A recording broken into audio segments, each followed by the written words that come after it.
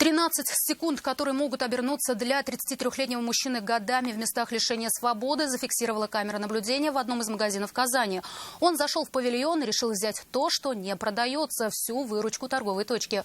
Но желаемого в магазине он не получил. К тому же продавщица была не робкого десятка и дала ему сдачи. Налетчик скрылся ни с чем. Айгуль Батрудинова продолжит.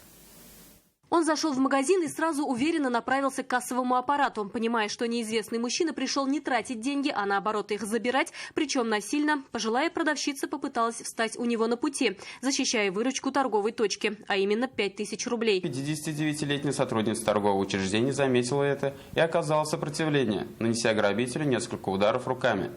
Мужчина, не ожидавший такой реакции, бросил имущество и скрылся в неизвестном направлении. Хотя налетчик спрятал лицо под капюшоном, полицейские установили его личность. Подозрения в попытке ограбления магазина пали на 33-летнего мужчину. Он был задержан спустя 2 дня с момента нападения. В тот же день его допросили. По данному факту было возбуждено уголовное дело по признакам состава преступления, предусмотрено частью 3 статьи 30, частью 1 статьи 161 Уголовного кодекса Российской Федерации грабеж. На время следствия подозреваемый будет находиться под подпиской о невыезде и надлежащем поведении.